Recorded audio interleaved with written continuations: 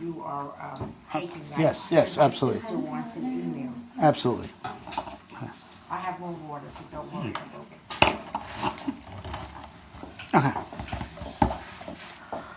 All right. Good evening. We just read, Parshas Vayishlach. I mean, everyone knows it's from the Shlach Harish, but it's become well known in course of the centuries that Yaakov Avinu, he went back for his Pachim Ketanim, and and that's a remiss to Chanukah. That was a precursor for the Pach Shemen. So it says after that, Vatika Kaf Yerech Yaakov, when he struggled with the angel, so the angel pulled out his leg. Right. And that's why we have the Isra of Gid Anoshe, right, prohibition to eat from the Gid Anoshe, because that symbolizes, as it were, where they hit us. Right. Now, there's something very interesting about that. The Gemara says in Brachas, Hani Birki Rabban the Shalhi Mi Nayuhu, that the Talmidei Chacham, they get weak in the legs. They feel weak in the legs, and that's from the Shadim, right? The demons. They attack in the legs. Right? And this all has its roots, back in Eden when. After the Nachash caused Adam and Chava to succumb. So HaKadosh Baruch Hu is now explaining the way it's going to be, for generations. Hu yeshuf charosh v'ata teshufenu akev. Man will kill you by the head. You're going to get him at the heel. Right? That the legs are always, and we're going to discuss this, tonight. The legs have always been. Where we're supposedly vulnerable. It's ever since the original sin. Vata teshufenu akev, and that's why Vatika Kaf Yerech Yaakov. And we have to, we'll discuss that a little bit more deeply. But it's very interesting that when Chazal coined the halachas of Ner Chanukah, so they set the shear, that the shear of how long the Chanukah candles have to burn, they said something a little bit ambiguous. It says, Mishatishka chama at shetichle regel min hashuk. Right? It's from the time the sun goes down. Machlokas, whether it means the first shkia or tzesa kochavim, but it's at shetichle regel min hashuk. So there's no more legs in the marketplace. It could have, if not for the Rishonim, we wouldn't have had any clue. Really, the Rishonim say it's about a half an hour. Now, first of all, halachically speaking, having left it open that way without specifying chatzi shah, just saying it's a interesting anecdote. The Brisker Rav in Eretz Yisrael lived on Rechof Press, and right across the street from him was the well-known and notorious Edison Theater, movie theater. Now that, I don't know what happened over there. That movie theater has survived being across the street from the Brisker Rav and survived being vandalized by the Haredim for decades. And it's still only closed in relatively recent history. It survived. It was like a movie theater in Geula, and it just they held out. You thought it would have been torched. It's like there was something. The guy who owned it must have had schus avos or something. You thought it would have been torched many times over. It was anyway. So the Brisker Rav's house is directly across the street from the Edison Theater. So he once asked a Tom of his, find out when the last movie is. Right? When's the late show? When is that over? Brisker Rav. Brisker Rav, movies, Mom. I said, no. I need to know when people will be leaving the movie theater at the end of the last showing.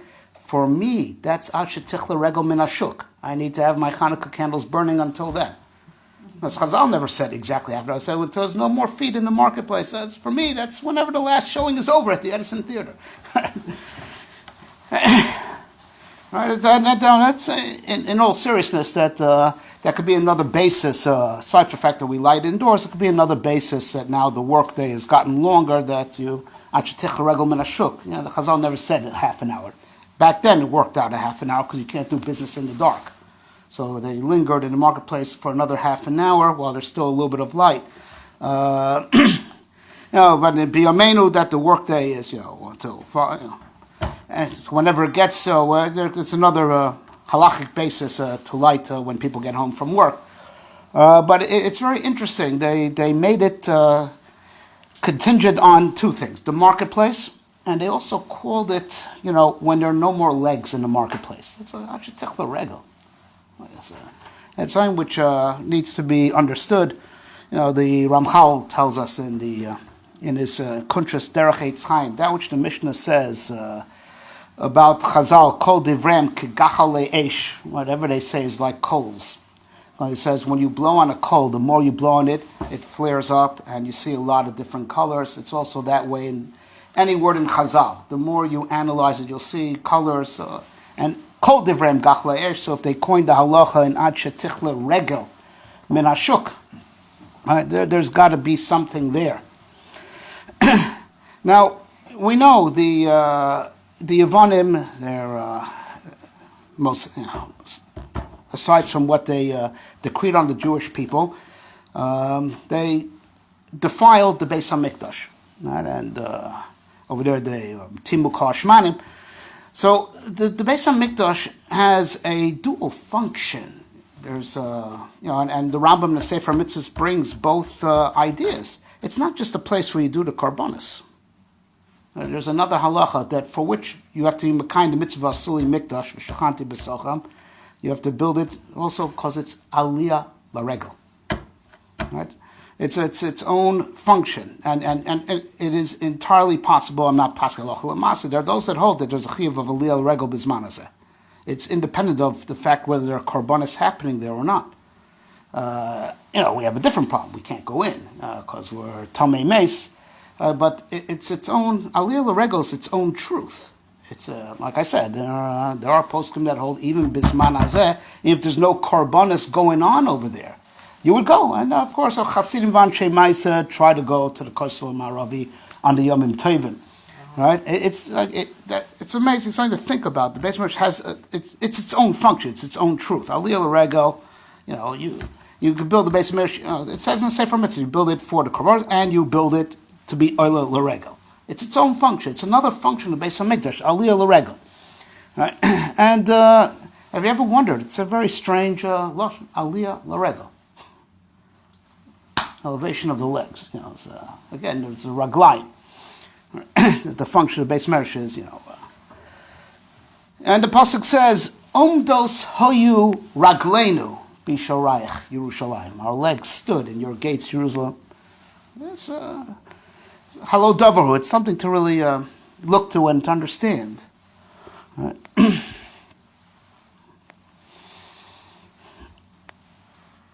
All right, but there's another thing. It's not just the regel. There's the shuk. Right? The regel min hashuk. Could have said regel barachov. It doesn't say it. It says regel bashuk. So now everyone knows that Chanukah has to do with the victory of the Torah culture over the Hellenistic culture. It's a chag of Torah. Right, right, and Torah in general is called Or, ki ner mitzvah Torah Or, and we're going to break that down also. What's the difference between ner and Or? Ner mitzvah Torah Or. But there's a chag that's all about Torah. Right, and that's Chag HaShavuos. And in the sugya on Simchas Yom Tov, Rav Yosef, his favorite Chag was Shavuos. And he says, Hochem li igla tilta, ilav ahu yomad kagorim, kama Yosef ika b'shuka. He says, apparently igla tilta is the finest meat. There is, because if not for that day, there's a lot of Yosef in the marketplace. I mean, I wouldn't have been any better than any other Joe. That's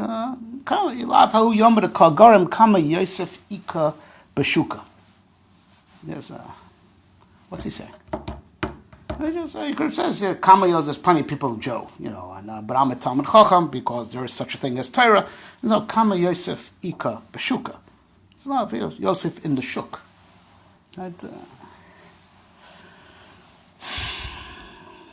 So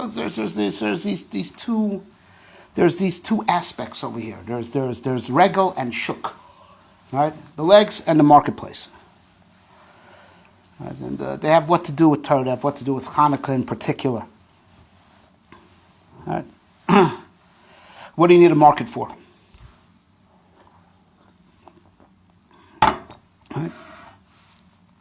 Buy and sell. Buy and sell. Now, what do you need to buy and sell for? It's all because of Chet Adam Rishon. It's actually the Rebbe Shem Barov Chasto, right? Gave us as a countermeasure. Shuk is a countermeasure for the results of the sin of Adam. Matter of fact, it said in this week's parsha that Yaakov Avinu, when he bought, in Shem, he was metaklem shvakim. He set up marketplaces for them. Right? He set up commercial centers as part of, improving the area.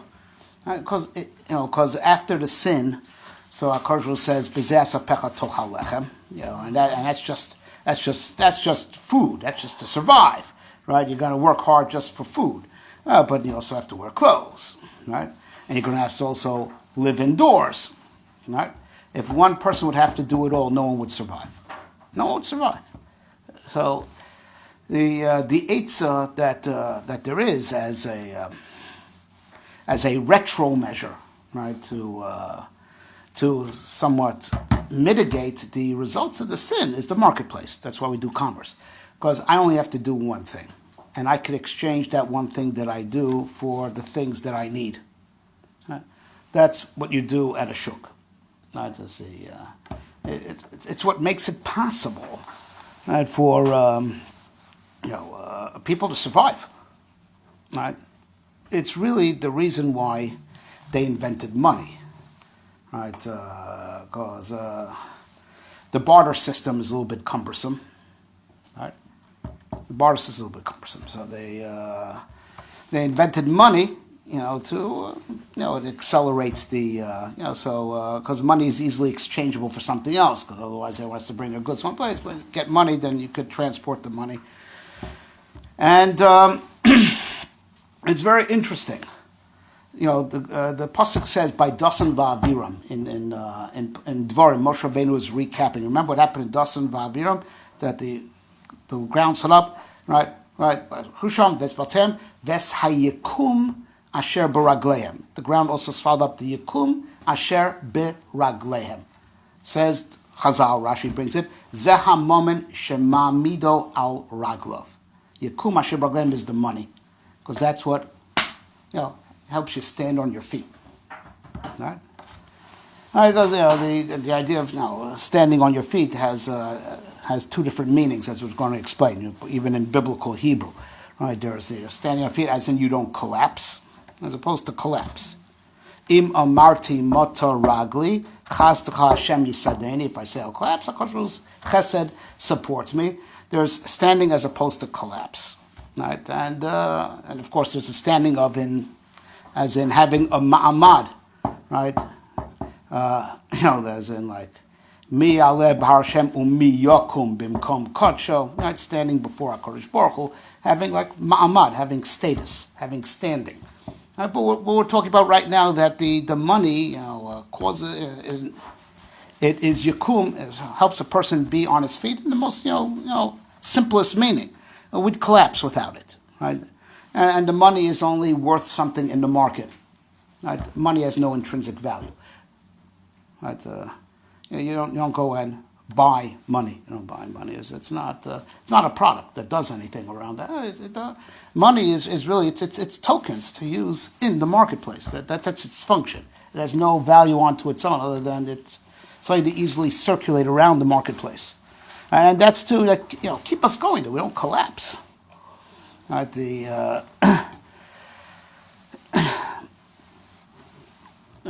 so it's called ma'amido al raglov, right? That money keeps you on your feet, right? And that means on your feet in the sense that the opposite thereof is that God forbid you collapse. It's called mata ragli, right?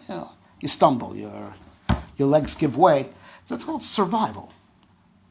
Right? But, as you know, in Eden, right, if we have never left the Garden of Eden, so we would have never developed the marketplace. Right? It was developed out of necessity. Right? So in Eden, there will be no commerce, right? Because everything grows on trees, right? And Just reach out and pick it off the tree. Whatever you needed grew there. Right? So the marketplace wouldn't have existed. Now, industry wouldn't have existed. Right? Because what do you need it for? Right? Don't need agriculture because everything grew easily. It wasn't kotz v'dara tatzmiach, and you didn't need clothes, and everything else that you might have needed for your sustenance grows on trees. But now here's the catch. Right? If you live in an environment, right, where all your needs are readily available, do you have to go anywhere? No. So you don't need legs either. You don't need legs either. Well, you gotta walk out your house. No, you don't. Obviously, if you're Right. They didn't live in houses. They lived in Eden. They lived outdoors. Optimal weather all the time. No one would have to go to Florida. No. But something to really think about. We need legs, right? Because we have to either avoid danger, we got to run away from danger, right? Or we're missing something and we got to go to procure it. Which means if you live in a non-hostile environment where all your needs are situated, you really don't have to go anywhere, right? It's something amazing to think about. And you have to wonder what the function of legs would have been, if not for the fact that we have to run around because we have all these different needs, and these different needs are not all in one place. Right? So basically, you need your legs to go to the marketplace. Right? And it's so interesting enough. The Zohar says, something to contemplate, that it says the raglin are bar migufa. Your legs are actually outside of your body, meaning to say, and I know it's hard to relate to, but the Zohar says really that the body ends at the torso, right? The raglim called lebar migufa, outside of the body. Right? It's not part of the main body, as it were. And of course, a person without it is blemish, but you have to understand what the Zohar means. Right? Right? But the idea is as follows, right? So our legs got a much greater role because of Chet Adam Rishon. Right? We got to run around. We got to run around because the world became a hostile environment. It's hostile. People fight, but hostile. It's not friendly in the sense. It's not easy to get anything you want. It's there's the elements are not easy to work with. You gotta move around. Got to move around. Got to run away from danger, and you got to run towards what you need. So it comes out that really the legs and the marketplace have the same shorish. Sense that the need to move and the market are really from the same root, and it goes deeper than that.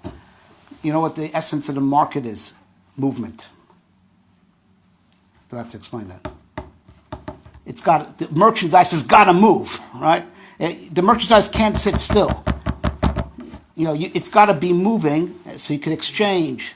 Arba mil shekel kesef over la socher, says Onkelos. That Avram gave him the best money. It's over la socher. It could go anywhere. That's why money is also called zuzim. It's zaz. It moves. Right? The market is all about movement. Nothing. That's right. That's right. It has to be in circulation. Right? All right, but it's a very sobering thought, because why is that? It's got to constantly be moving. If it's not moving, it's worthless. Because that means that nothing has innate intrinsic value. It's only as good as what it could be exchanged for. That's an amazing thing. It's only as good as what you could, right? So, as the Alter of Navardik used to say, the unfortunate situation of this world, people have what they don't want, and they want what they don't have. And that's the principle of the market. What I bring to the market is not what I want, it's what I want to get rid of. Right? It's an amazing thing. You want to keep things in circulation. Right? But what that statement is really saying is that nothing is of real innate value. It's only as good as what you could get in exchange for it. So that means if it had its own value, you wouldn't want to sell it. They say what Shlomo says, Emes knei va'al timkor. Acquire truth, but don't sell it. Emes is the one thing that has intrinsic value. So you buy it, but you don't sell it. Everything else, if you buy it, don't buy something you can't sell. If something you can't sell is worthless. Which means that it's the marketplace, and that's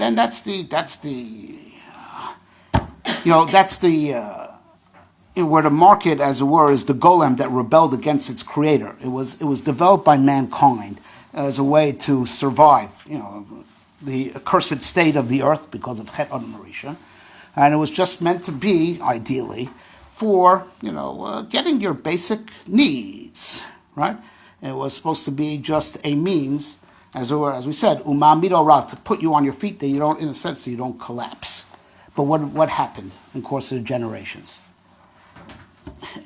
It became like not the means; it became the goal, the career.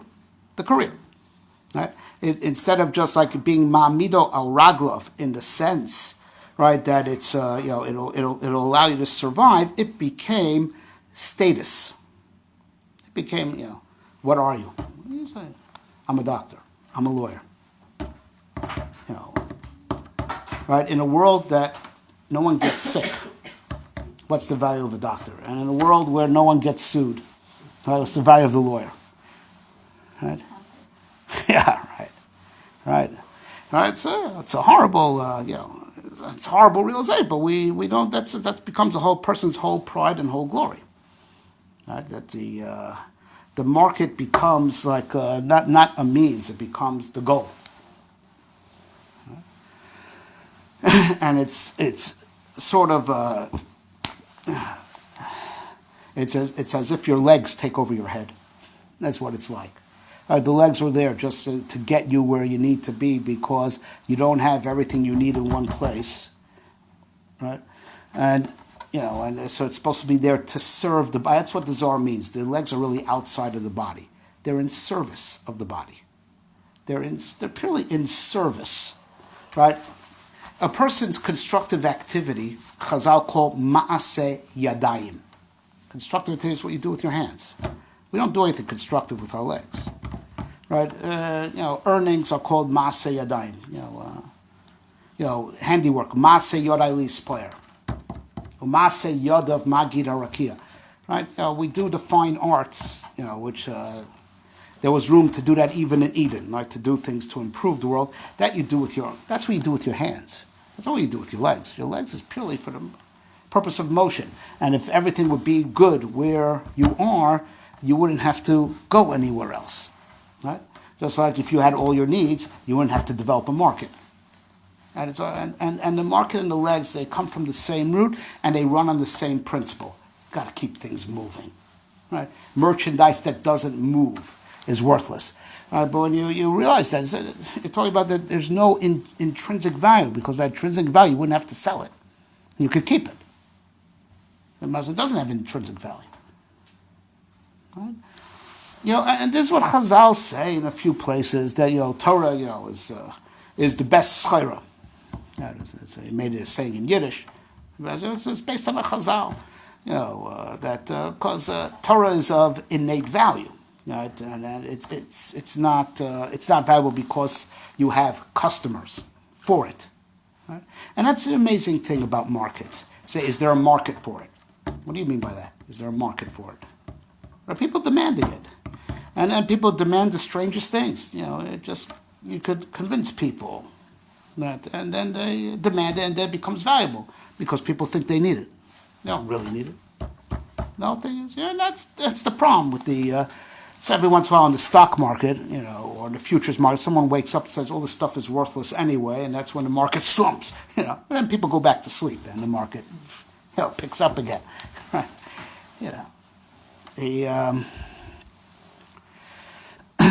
So now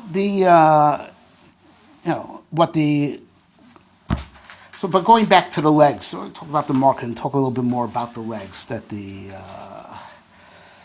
we find the term leg, raglayim, right, in two other usages, right, and royally is bonim bazeh. There's first of all the term hergel, habit, right. The root of the word is regel. And then there is also the, by miragil, a spy. Right? And it's mamish that way. Like the pasuk says of lo rogal al leshono, kapitel tetzayin. Right? Person never speaks bad of anyone else. There's lo regal al leshono. Talk about having your foot in your mouth. Right? Lo regal al leshono. Right? What's going on? What do these things have to do with the legs? All right. All right. You will, going back to the difference between arms and legs, right? That with, the fine arts are done with the arms. Fine arts achievement, it's all called ma'aseh yadayim, throughout Tanakh and throughout Chazal. Right? There's something very interesting about the, right? Your arms, more often than not, that people have some nervous, fidgeting, but by and large, the motions of your hand are a direct command, conscious command. The hands express thought, in your artwork or whatever, fine labor that requires thinking, And some people may have nervous twitches, but by and large, people, their arm is moving in response to a conscious command from the mind. If you had to think every time you took a step, you would get nowhere, nowhere very fast. Right? If you had to think every time you had to take a step, right? The amazing thing about legs, they run on automatic pilot. You don't need to, don't have to consciously think. And that's why in Lashon HaKodesh it got adopted for habit. Hergel, right? You could do it it's what you do without thinking. It runs like the leg, just runs, just moves. Right? Now the truth is, a person should not, ideally, not speak a single word unless he really has to.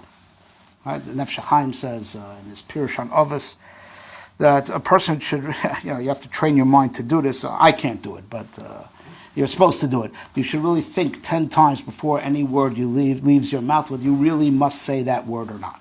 Why? Because, speech should be an expression of intelligence. Right? Speech is a power that we get for our neshama. So speech should be very, very. You should not say anything. And the Rambam also brings in Hilchos Deis, don't say anything unless it's intelligent, or necessary to say. Otherwise you're defiling your speech.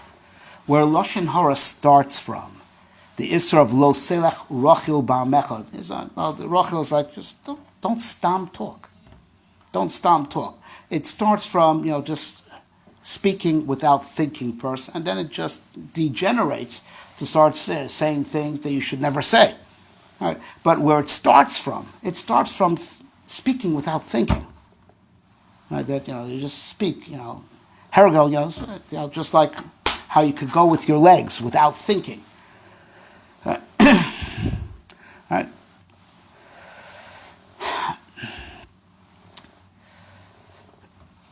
But, what were legs meant to be? I say, because of the chet of we use our legs a lot, you got to run around, as I say, the rat race. You got to move, right? The legs are from the same shorsh as the marketplace. It's all about, you got to move and, right? And in Eden, where you didn't have anywhere to go.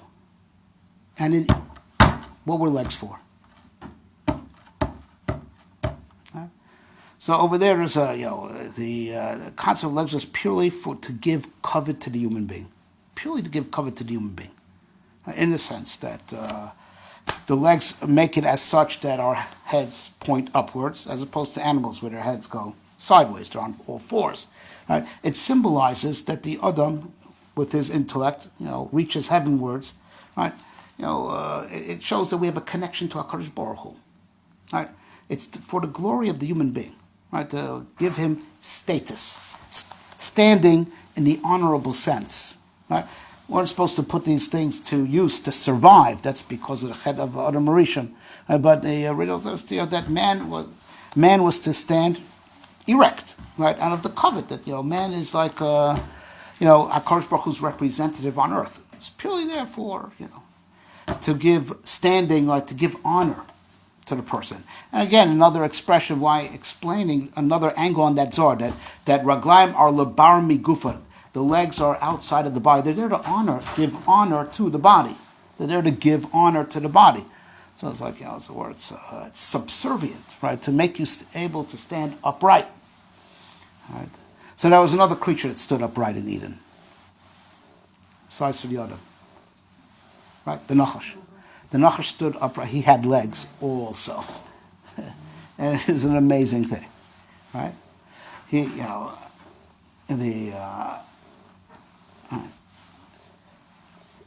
He tried to sell Adam Arishan on a story, right, that you could rebel against God and be your own God. Right, according to one shot, you'll be like God. You can have to create your own world. Right?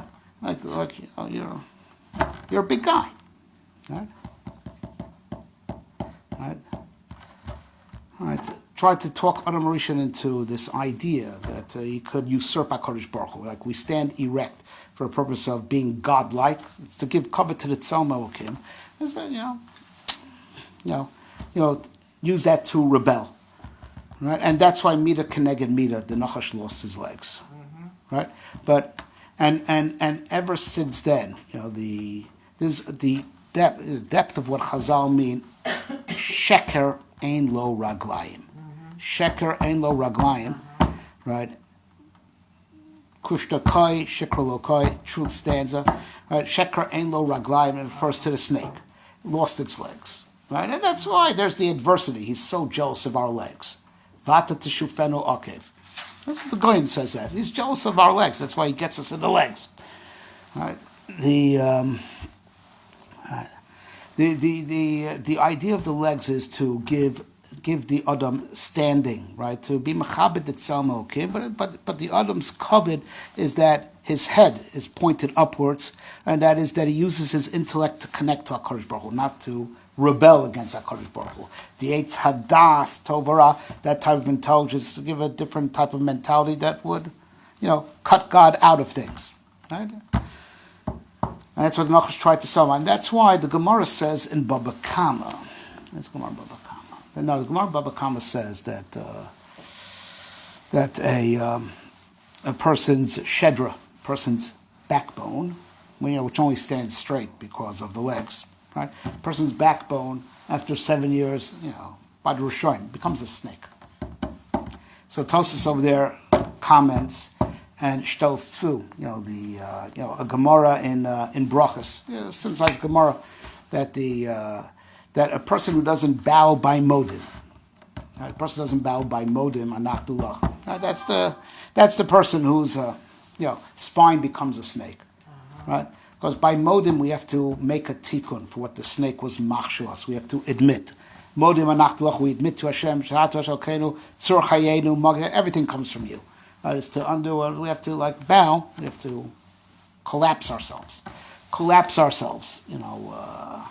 and not stand erect, in bittul to HaKadosh Baruch Hu. And if you don't, your spine turns into a snake, because he's the one who taught us, got us to rebel against HaKadosh Baruch Hu.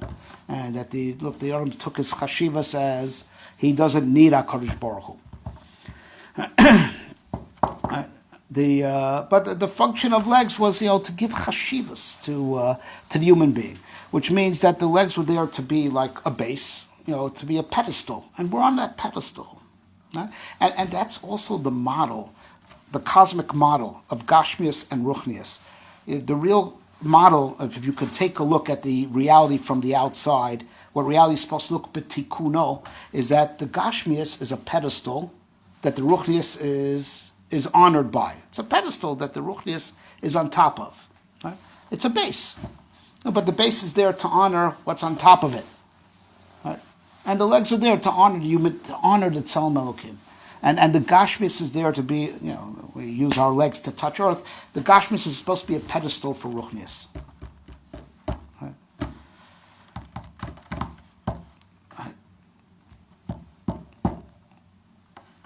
Right. And then in the halachas of Hilchos Muktzah, right? There's something called basis l'davar aser, right? If you put muksa consciously on a surface, that surface should be a base for muksa consciously, right? Then that base, let's say, even though it's a table or it's a pedestal, it becomes as muksa as whatever you put on it, because it's bottle to it. It's there to serve. If it serves the muksa, then it's only as good as the muksa. That's a din of basis l'davar aser. That means, consciously. That's why for those who put the, the halacha, you put the Shabbos candles on the table. For those, they also make sure to put something else on the table. The table shouldn't just be serving the candles, because then the table becomes as muksa as the candles. Right, so it's, for those who put Shabbos candles on the table, they might also make sure before Shabbos comes in, put the chalos on the table. Also, that the table shouldn't just be a basis in service of the candles, because if you're in service of something, you're tafel to it, right? And that's what the legs are supposed to be for the human being, in service of the human being, to honor him, right? And that's what Gashmi is supposed to be for Ruchnius, right? When HaKadosh Baruch Hu was mitzaveh on Aliyah L'Rego, that's an amazing thing. Right, the Aliyah L'Rego is also part of what HaKadosh Baruch Hu gave us to, somewhat, right, get out of the rat race that we're in as a result of Chet Adam Rishon.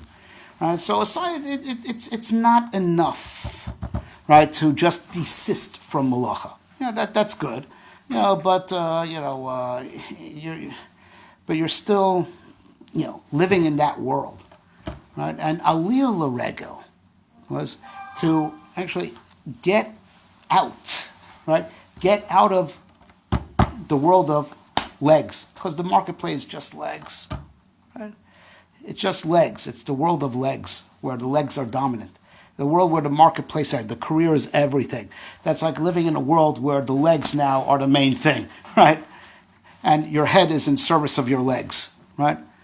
How to run around and how to make more money, right? So instead of the legs serving the head, right, the head is now, you have your head in your legs. That's what it is. That's what it is. A person whose whole life is his parnasa, right? So he has his head in his legs. That's what it is. Right? And so let's go to Rav Yosef, and then we're going to go to Aliyah L'Rego, and then we'll get back to Chanukah, I promise. Right? Sorry, we're taking the scenic route, getting there. Right? They is scenic group, right? What Rav Yosef was saying, Ilavahu Yomid Kagarim, Kama Yosef Ika Beshuka. Right? Now he wasn't meaning to say that Torah made me better than the next guy, because Rav Yosef, he was the Rosh Yeshiva, in Bavel. He didn't get that job by protexia. It was a different world back then. He really was good, right? He was really well. So it means if he would have gone into medicine, probably would have been the best doctor. If he would have gone into law, he probably would have been the best lawyer. But that's not what he wanted. It got me out of the marketplace. It got me out of the shuk. Right?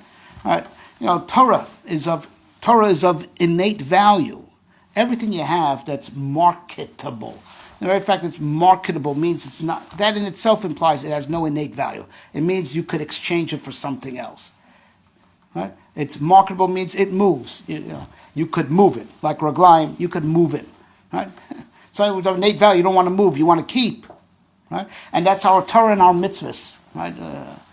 Our Torah, we learned in Derech Hashem, our Torah and mitzvahs, we don't exchange for olam haba. That's not true. We learned. It's not. Our Torah and mitzvahs become our olam haba. Right? We never part from our Torah and mitzvahs. They are our chelek olam haba. We don't exchange them for olam haba. We don't buy olam haba with our Torah and mitzvahs. Our Torah and mitzvahs are our olam haba.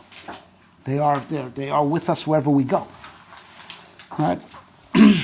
They're of innate value. They're of eternal value, and you never sell it. God forbid.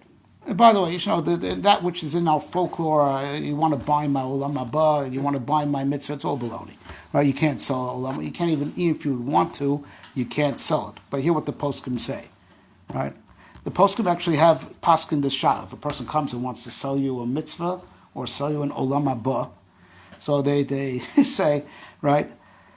Hamocher, they coined a very poetic lashon. Hamocher yit'atzev va'akone al yismach. Let the seller be really sad, but let the buyer not be happy, right? All right, because you can't buy someone else's olam haba. It's not saying it's not a sale. It's a partnership in the learning, right? As opposed to explain, right? It's not something that you could sell. It's not a movable object. It's a reality. You can't sell a reality. Without getting into all that. But he said, but if a person was so idiotic that he wants to part with it for money, for something passing, he lost it. If you don't value it, you lose it. So I say, the seller lost his olam haba for selling it. He lost the buyer didn't gain anything. They're not sellable. But the seller did lose it. If you're so mizalz in your olam haba, you don't deserve it. So you lose it as a knas. Right? Right. That's what Rebbe was saying. It got me out of the marketplace. Torah's of innate and inherent value. It's not like it's marketable that I could exchange or I could sucker someone into taking. It is of value. It got me out of the shuk altogether. Huh? So aliyah l'regel. You understand what and it's its own truth about the Beis Hamikdash, and it's something that the Yevonim knew, and that's why they wanted to defile the Beis Hamikdash. Right? The one of the functions of the Beis Hamikdash is aliyah l'regel, whether there's karbonos going on or not. It seems from the halacha, even if God forbid, even bisman hachorban, and those who hold there's still a din of aliyah l'regel if you could go, right? Because it's all about getting out of the world, the marketplace. The marketplace is not a place of a head; it's a place of feet. There are only feet in the marketplace. It's just a rat race, right?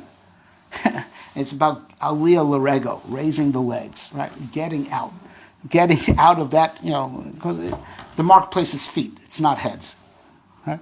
And you raise up your feet, and then you come to the makom that omdos hayu ragleinu b'shorayich Yerushalayim. That's called to have real standing, right? Because now the legs are not there as an ikar, the running around of the career. Now you're standing. You're standing as a tzelma okim in the gates of Yerushalayim. And Chazal darshan this al pi drush that mi garam l'ragleinu sheyamdu b'milchama share Yerushalayim she'oskim b'torah. Who causes our feet to stand? That Am Yisrael is victorious in battle. The share Yerushalayim that were osik in Torah. So share Yerushalayim, Makom HaMikdash, also represents the Torah.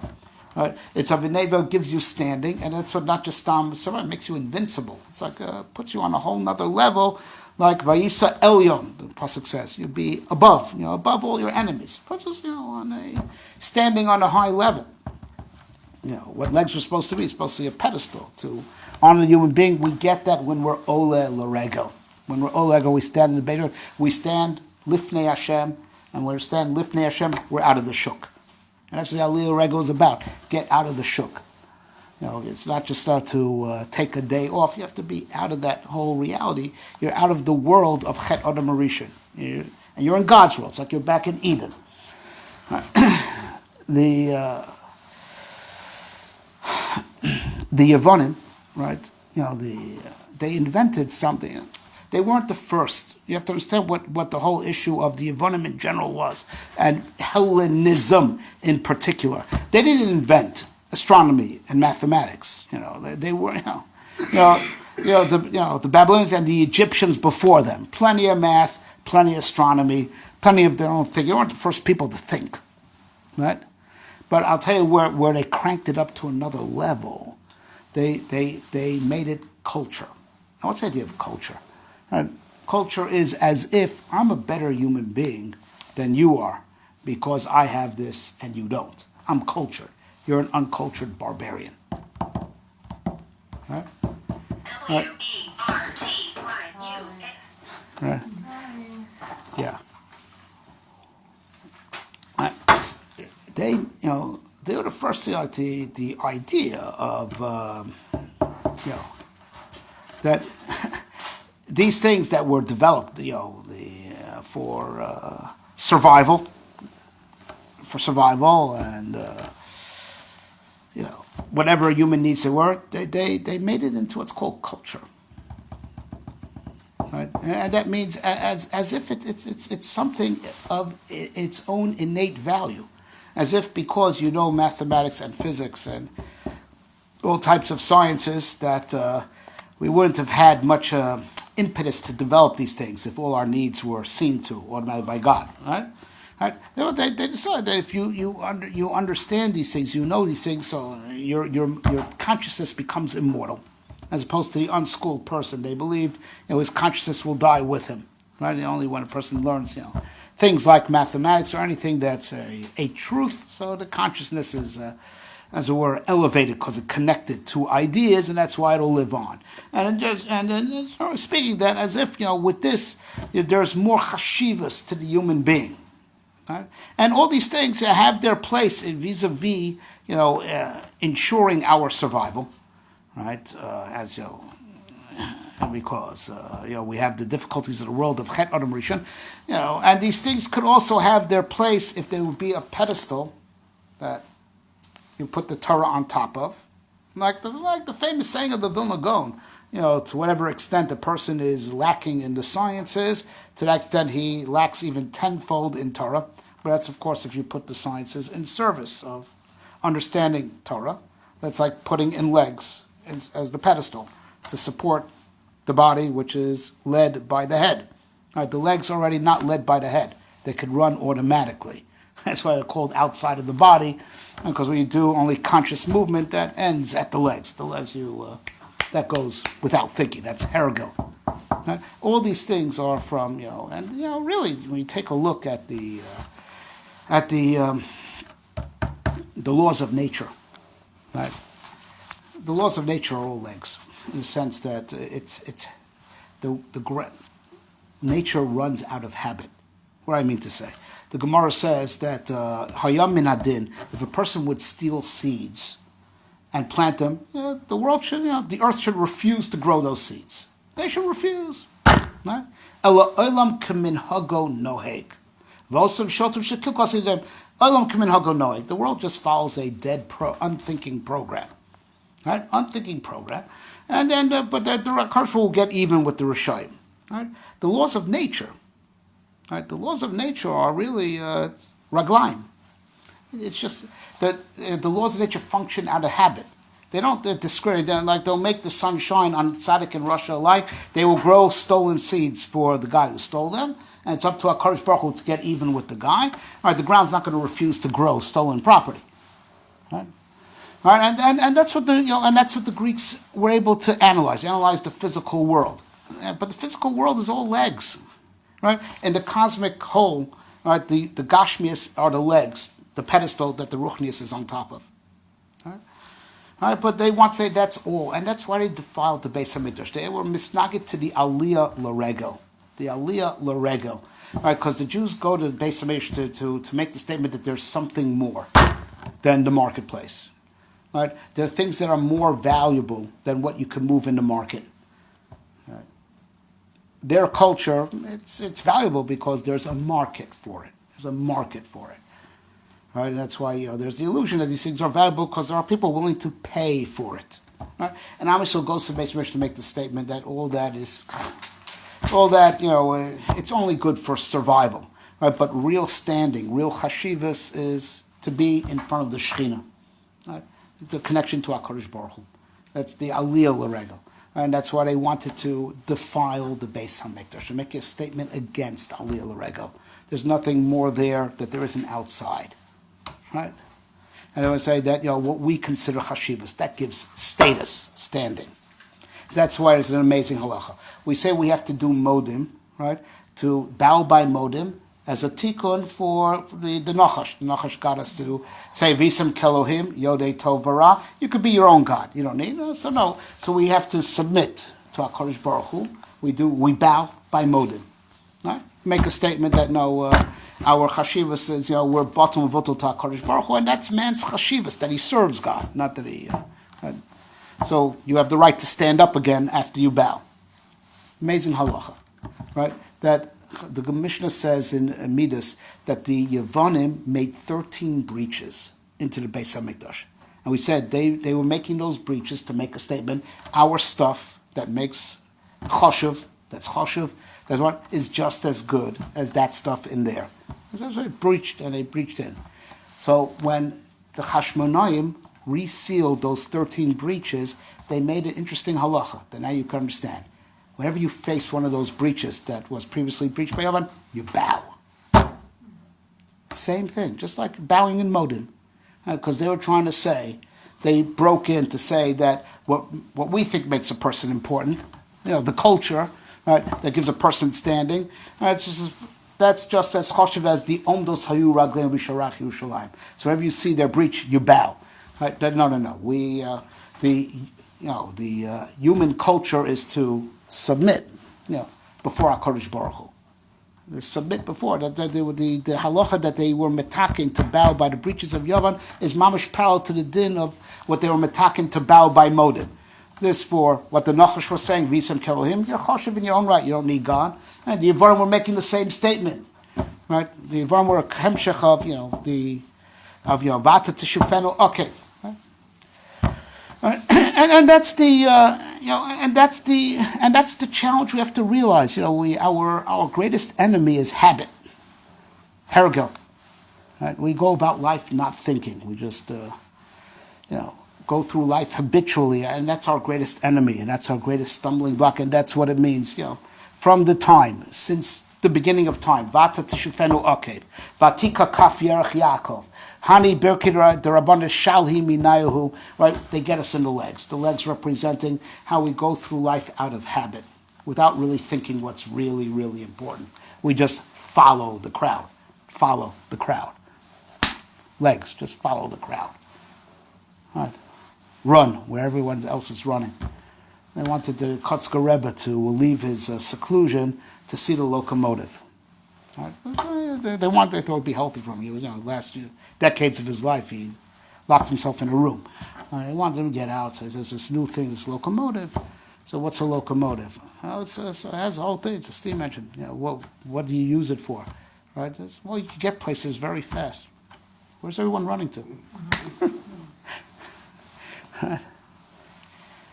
Where's everyone running to? Right? So now the pasuk says, and with this we're going to we'll wrap it up. The pasuk says, "Ner l'ragli dvarecha v'or l'nesivasi." It's a pasuk until Kufiyot Tes, right? Your words are a candle to my legs. Ner l'ragli. Right? Sound familiar? Ner l'ragli. Ner Chanukah is achetech l'regel. Right? Ner l'ragli dvarecha v'or l'nesivasi. Right? It's the candle to my legs and the light to my path. Right? Ner l'ragli dvarecha v'or l'nesivasi. Which psalm is it? Kufiyot Tes, 119. It's one we have like the whole Aleph base multiple times. It says Ois Nun. That's right. Correct. Right. So now this should remind you. You should immediately you should think of another pasuk. Ner mitzvah v'torah or. Ner mitzvah v'torah or. Right. A mitzvah is a candle, right, and Torah is light. Right. So now on that pasuk, ner mitzvah v'torah or.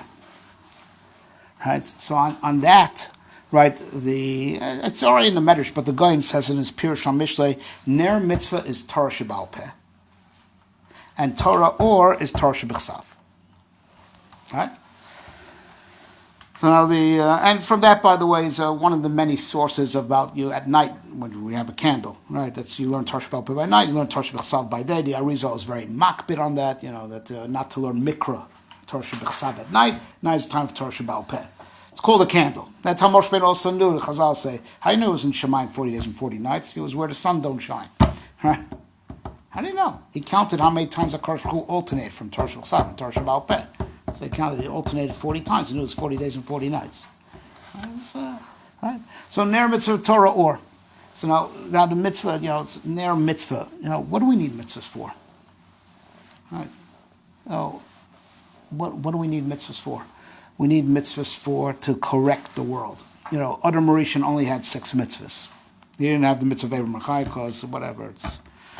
I guess the fruit tasted better back then. You didn't need meat, right? So they had 6 mitzvahs, and that was enough. Because as the Arizal explains, the more corrupt the world became, the more mitzvahs that were necessary to set it right. Right? And that's why, we're almost done. That's why, it's okay, we're almost done, really. We're wrapping it up, we're really. I'm trying to write something about this one. Yeah, and that's why, mitzvahs betelot lasid lavo. Chazal say, in the future there's no more mitzvahs. Right? Because if it ain't broke, don't fix. If there's nothing to fix, all the mitzvahs are there to fix and uproot everything that's wrong with the world. And like for instance, a simple example, it's not going to be a mitzvah to kill Amalek anymore if Amalek's dead. Right? If it ain't broke, don't fix. It's just like you understand it by the mitzvah to kill out Amalek. When he's gone, there's not going to be a mitzvah to kill him out anymore because he's dead already. There's nothing more to do. All the mitzvahs are that way. The use that the job will be done. The job will be done, and that's in Olam Haba. There's no Hayom La'asosim Machla Kabel Scharam because there's no more work to do. That's why it's time for Kibbutz Schar because there's no more work. Right? That's why it's time to get paid because the work is done. Right? Right? So the mitzvahs are all to put things right that need fixing. Now, and because so if there's something wrong with the world, right, that needs fixing, so that's where you have also your stumbling block. You either succeed and you correct what's wrong, or the challenge overcomes. Either you beat the challenge, or the challenge overcomes you. Right? And that's the struggle between the Yetzer Tov and Yetzer Hara. The Yetzer Hara wants you to fall into the trap, and the Yetzer Tov wants you to overcome. Right? And that's where the mitzvahs are. The mitzvahs are in that playing field where there's either what to stumble on, or either stumble or overcome. Stumble or overcome. And that's like the legs. Right? The legs. You can either trip or you could successfully get to where you need to go. That's why Jewish law is called halacha. Miloshen halicha. Halicha. It's not good where we are right now. We're stuck in Olam Hazeh, in a corrupt world, and we have to. It's a prosdor l'Olam Haba. It's a walkway. We got to walk. We got to get to a better place. Right? And and if you're trying to, if you want to get to a better place, there's two things, right? There's having a sense of direction, where the better place is, right? But the sense of direction is not enough, because you could have like a beacon in the distance, and but you also have to see where you're walking, so you don't step on a mine, don't step in a pit, right? The Torah shebechsav, it's called generally Torah or, lights up the path, and that's why v'or l'nesivasi. So if Torah is Torah shebechsav for sure gives us the direction. Low signal, low sinaf, low sirtzach. Got the general direction, right? Right? We got the oral and the sivasi, the light of the path. You got to go in that direction. But you need the details. Without the detailed halacha, you stumble. The Greeks figured out the general kivun, right? As our Rishonim have written in their Musar Sfarim, right? The advantage of having halacha with all its details, it's a myriad of details, right? Is because the Greeks may have figured out ethics both in klali, right? Right? But the difference between us and them is in the details.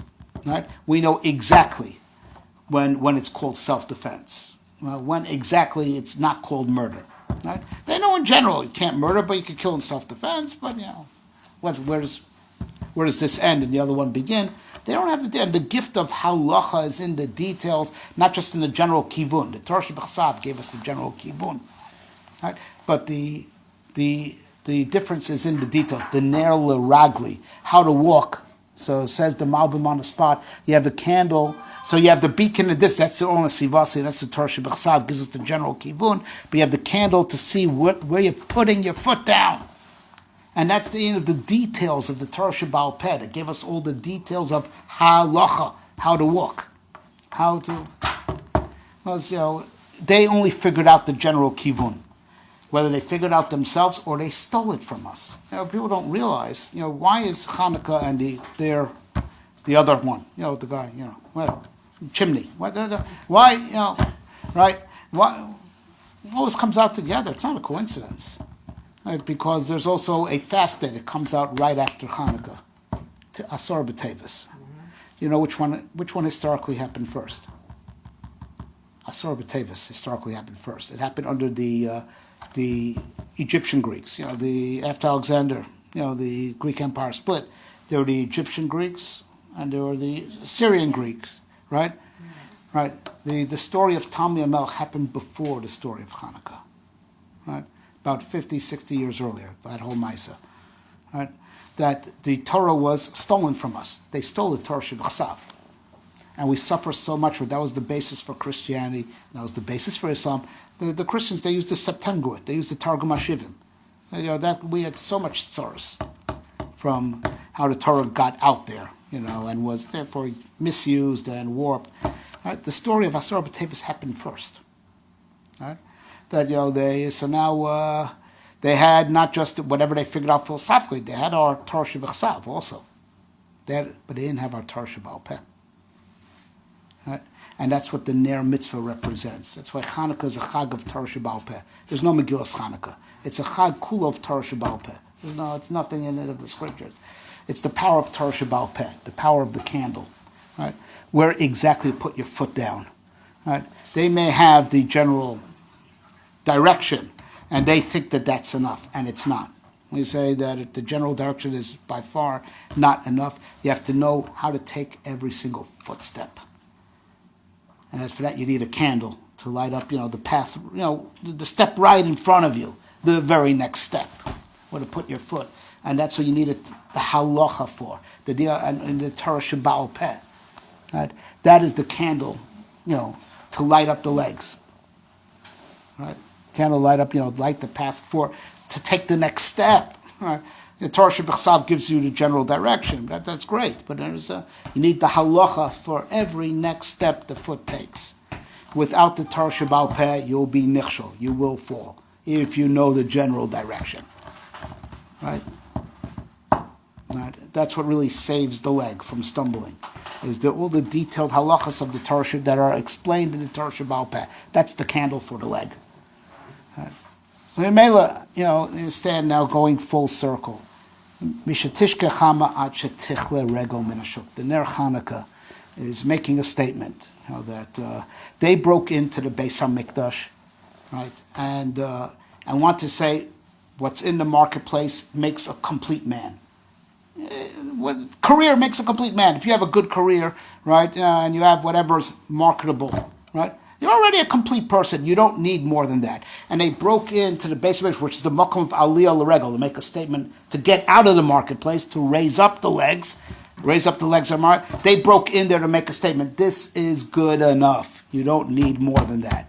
You know what Chazal did? They took the Beis Hamikdash to the marketplace, right? Every Jewish home is going to be an embassy to the Beis Hamikdash, and we're going to send light, right? Right? They broke into the Beis Hamikdash. We'll bring the Beis Hamikdash to the marketplace, and the Ner Mitzvah, right? The Or of Torah Shabbat, the Ner L'Ragli Dvarecha, will shine in the marketplace, right? Make a statement, right? Then no. This is what makes a man. This is what makes a real tzaddik. This is what makes a complete human being, not the marketplace. Because you know why? In the marketplace, there's no heads in the marketplace, only legs. Right? And that's it. The person's really defiling his intelligence that was meant to, think about HaKadosh Baruch Hu. Right? The Rambam writes in so many places that the whole function of man having intelligence was purely to have your mind on God all the time. And he writes in the Mar Nevuchim that the reason why HaKadosh Baruch Hu gave us a mitzvah of Talmud Torah and a mitzvah of Tefillah is to train us to think about HaKadosh Baruch Hu. There should be a residual effect after you do your learning and you also daven with kavanah, never losing sight of who you're davening to, that there'll be a residual effect throughout the day, never taking your mind off God, right? And we put our minds in our legs, right? In the rat race. That's a defiling of the human intelligence. Head in service of legs, right? And the statement of Ner Chanukah is they broke into the Beis Hamikdash to say that this stuff is enough to make a complete man. We bring the Beis Hamikdash to the marketplace, and the Ner Chanukah shines ad shetichle regel min hashuk. Absolutely, that's right. So that's outside. Right? Brought the fight to them. Right? The opposite, they broke in. We bring the Or of the menorah, which represents Torah, out. Right? And it shines in the marketplace, so that the Or HaTorah. That's what makes an enlightened human being. Right? V'choshech zu yavan, Chazal darshan. Right? Tov avo choshech is yavan. What you call enlightenment, that's all darkness. The real light is the Ner Mitzvah. and it's the Torah Sheba'al Peh. You stole our Torah Sheba'al, but the real light is in the Torah Sheba'al Peh. Lo nichrasa bris el al dvarim Sheba'al Peh. Gemara says, right, our real covenant with HaKadosh Baruch Hu, our Dveikusum, is in the Torah Sheba'al Peh. The real light, which you can never access. You could steal you could buy in Barnes and Noble a Bible, right? But you can't get our Torah Sheba'al Peh. Right, Art Scrolls, that's not Torah Sheba'al Peh. Right, you can't get our Torah Sheba'al Peh. Right, the real Torah Sheba'al Peh is only by us in Knesset Yisrael. Right, and then we shine it out and make it till there are no more legs in the marketplace. There are no human beings there, only legs, head in service of legs, and that's the statement Ner Chanukah makes, that it's the Or HaTorah that is the only way to know how to walk through life and not stumble, and that's what makes a man. Thank you very much. Yes,